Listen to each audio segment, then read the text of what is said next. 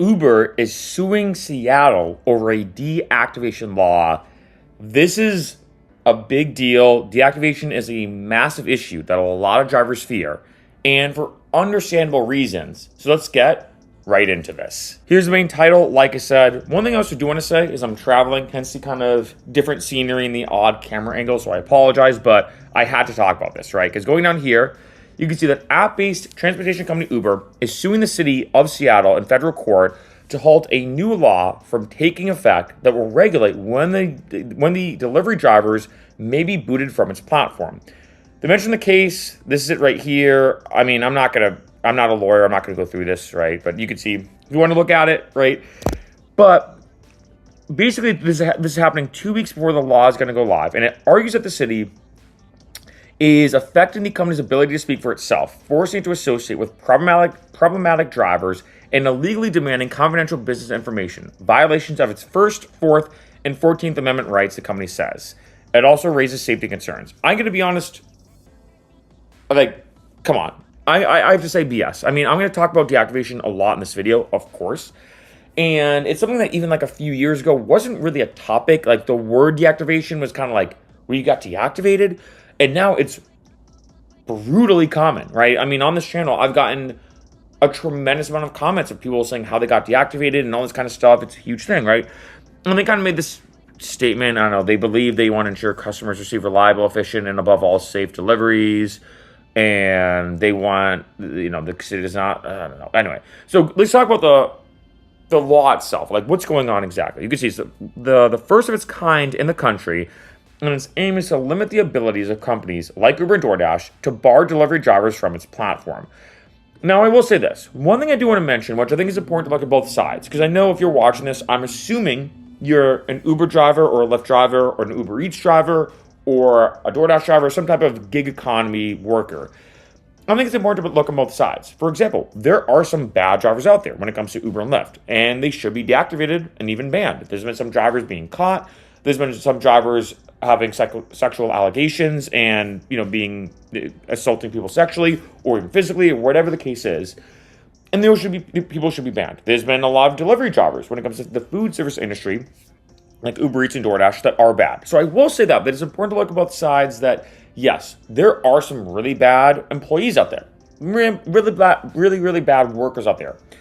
But in a lot of cases, it seems like they get unnecessarily banned, barred, deactivated, all these words, because all these big companies truly favor the person ordering or using their platform over the workers. They choose the passengers over the drivers every time. They choose the people ordering the food over their delivery drivers every single time. And this hurts their workers, and because they're independent contractors, which is changing a little bit because it's not paving this way of being independent contractors with benefits, like I've talked about in a bunch of other videos, it's unfortunate that they're the ones getting affected, right? And you can see right here that the city lawmakers viewed such deactivations as with clouded in secrecy, which is true, secrecy, and devastating to the finances of those who are no longer able to drive. 100% yes, right? I mean, you're talking about, and I mentioned this before in other videos and I've seen this, where, let's say you're doing Uber Eats full time, and this is the way you make your money. Your ends meet. You're putting food on the table for your family. You're in whatever the case is, and then one day you wake up and you see you can't work, and you're like, wait a minute, I'm relying on this income. I need to pay bills. I need to do, and now you're freaking out, and this happens a lot when an Uber Eats contacts you, or DoorDash, Postmates, whatever, and says, you know what, we're sorry. A customer complained that you did X, Y, and Z to their food. They complained about this. We investigated it. We realized they're wrong. You're right. Sorry, you're back online. And on one end, you're like, okay, I'm glad I can work again. But then on the other end, and I've mentioned this before, and now this is on anxiety. When is this going to happen again? When are you going to get another bad customer? I know, especially for my rideshare drivers, this I feel like is an even bigger issue, because with delivery driving, you don't interact with the people that you're servicing as much as being a rideshare driver, right? But then again, it's this odd thing too. With a rideshare driver, you have a dash cam, which you should. If you're driving for Uber and Lyft, have a dash cam. With delivery driving, sometimes it's your word against theirs, and that's all you kind of have to go off of. But even still, it's this huge issue that's happening a lot, where, like, say, a DoorDash driver, and this happens a lot, they say, delivers their food. They take a picture of it. They say, cool. They keep working. Don't think anything of it. The next day they wake up deactivated because the customer, and we've seen viral videos like this. I've seen viral videos like this, where the customer then says, hey, they didn't deliver my food because they didn't want to pay for it. They just wanted to be a jerk or an a-hole. And they say, oh, no, they didn't deliver my food. And I saw this one video that went viral of this guy who delivered Chipotle to, I think, is the secretary. Maybe you saw it as well. And I think it was the security footage of the office or whatever, where you saw it come back in and said, hey, like, WTF, he starts swearing at her. And basically, she admitted that even though he delivered her food, and he took a picture of it, and he confirmed it, she just didn't feel like paying for the Chipotle. So she made it up that he actually stole the food after taking the picture. And he got deactivated, he got banned from the app, right? I think he did get reinstated, but for him, he's like, when am I going to deal with this again, right? So going down here, absent drivers' ability to unionize. The law was one piece in a years-long campaign by past city councils and local labor officiates to regulate gig worker companies on behalf of their independent contractor workers, right? And this is just a huge thing, because as we go down here, if allowed to go into effect January 1st, so the beginning of 2025, the law would require the companies to write a reasonable policy for when a driver is deactivated and give the drivers early notice if they are going to be kicked off the platform. I don't think that's that bad at all. That's the weird thing. If they said, hey, you have to pay an insane amount of money, or you have to do that, like, I could see some pushback from Uber, but I'm like, all they're asking for is a reasonable policy, you know? In addition, if I go here, although the law does not define what a reasonable policy should look like, it says the company should not deactivate drivers for failing to drive enough hours, falling below a minimum customer rating, or turning down ride offers, and deactivation should not be based on the results of a background check or driver record, except in extreme circumstances, basically. And I will say this, again, I like to look at both sides. I kind of see that, but I will say this. If you're a bad delivery driver, and there's bad delivery drivers out there, maybe your rating should affect it a little bit. I don't know, because I hate to say it, like, there's been a bunch of times where the delivery driver, I know if I ordered something, forgot the milkshake. Or they're like, hey, sorry, like, your food spilled everywhere. And, like, I get, life happens. I don't really complain. I'm like, whatever. I used to be a bartender. I used to be a Lyft and Uber driver, so I get that life can happen. But this is one of those circumstances where it's like, there are bad drivers out there, and I hate to say it, maybe some people, like, put it this way, if you're doing a normal job, and you're really bad at your job, and you keep screwing up, you're going to get fired. That's part of life. If you're not good, you're going to get fired. So I can see both sides. I think it's always important to do that, even though I heavily side, of course, with this going through to reduce deactivations and make them more legitimate.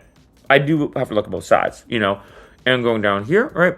The law also requires companies to conduct a fair and objective investigation and provide 14 days notice before deactivating a driver, except in certain circumstances. Drivers should also be provided with records justifying their deactivation and be given the chance to contest that decision. That's, I think, the big thing, right? Given the chance to contest that decision. And then, finally, the companies are required to turn over internal data of how frequently and why they kick drivers off their platforms. And I gotta be honest, I'm a bit surprised that Uber's giving this much, like, pushback, like suing Seattle, suing the city. It's kind of weird to me, and I'll tell you why, because I mentioned this, I think it was earlier this year, that Uber came out, gotta give them credit where credit's due, that they said they want to kind of start making new policies put into place when it comes to deactivations. And these new policies actually helped out Uber drivers. That they're saying, hey, if something happens with deactivations, now you can argue it, you can contest it. There's different things put into place to make sure that, like, if you have a passenger who's just a jerk, and there's a lot of bad passengers out there, you don't get affected by it. And I think this is a good thing. I think it was like a right step in the right direction where, like I said, it's this kind of odd, almost like cat and mouse game or chicken before the egg game, or I don't know what the right phrasing is, where it's like you do have bad drivers out there, and they should be reprimanded, because there's been drivers, like I said, who've gotten caught driving drunk, who've gotten caught doing X, Y, and Z. And they shouldn't drive. They should not be allowed to drive for Lyft and Uber. But then at the same time, you also have a lot of drivers, and I think probably most of them, who get wrongfully deactivated, right? Where do you draw the line? How do you go about this? How do you navigate these tricky waters? Because you don't want to hurt the passengers who are constantly ordering Ubers and Lyfts. You don't want to hurt the drivers who are just trying to make their money, who are not doing anything wrong. Same thing here when it comes to delivery driving. And I think Uber's perspective and DoorDash's perspective, this is my guess, is if let's say you have a really, really, really bad delivery driver, and I'm making something up. I'm clearly making something up. Let's say you have a delivery driver that was caught in every order spitting in their food. Somehow they got caught in every single order. What do you think about it? The mayhem or I don't know what the right word is, the negative aspect of what they do is a lot worse. Because think about it, for most people, they order delivery food and then maybe order it once a week. But as a delivery driver, you're doing order after order after order after order. Your ability to cause more mayhem, more chaos, and more to be more negative is a lot higher than someone who only orders once. This is why I think that Uber, DoorDash, Uber Eats, Grubhub crack down more on their employees and their workers. Because think about it. Let's say you're an Uber driver and you got caught, and honestly so, let's say sexually assaulting somebody in the car. Well, once you drop them off, you could do it again and again and again because you're constantly picking people up. So Uber and Lyft says, hey, we're nipping this right in the butt. Like immediately we're stopping this driver. And I get that perspective because they can continue to do these bad behaviors and illicit behaviors especially, and we want to make sure that we stop it immediately. At the same time, it's kind of like the road to hell is paved with good intentions in the sense that I think what's tough is this does end up affecting a lot of good drivers, a lot of good delivery drivers who aren't really doing anything wrong. And they just get a bad complaint from someone who's ordering the food, a bad complaint for a passenger or whatever, and now they get affected by it. And the weird thing is when it comes to this law, with like what I showed you, it's weird that Uber, like I said, is giving so much pushback because this is not that weird. Like there was a case, I can't remember where it was in the country, where they wanted to make a law, I think it was in maybe Illinois, I believe, I can't remember, that if, like, say, you got wrongfully deactivated by Uber and Lyft, they had to pay you back pay. I mean, let's say you typically work 40 hours a week, and you couldn't work 1 week.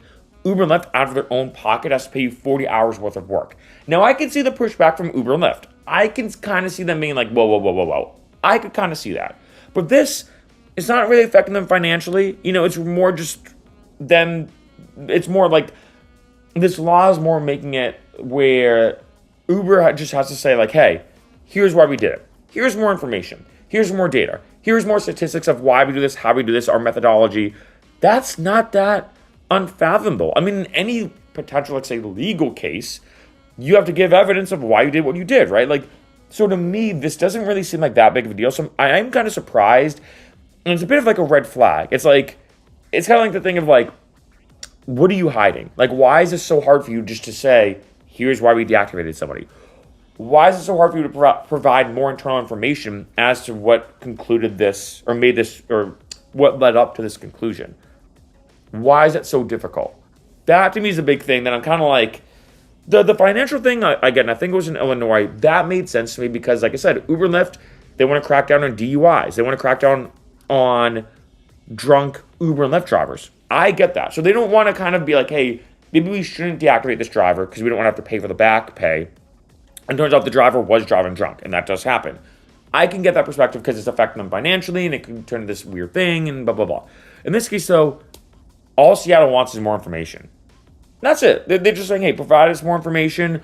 We just want to make sure that, let's say, if it's not legitimate, that the driver or delivery driver can get back on the road, all this kind of stuff. And it's weird that there's so much pushback against this. This to me is very fair. Kind of weird.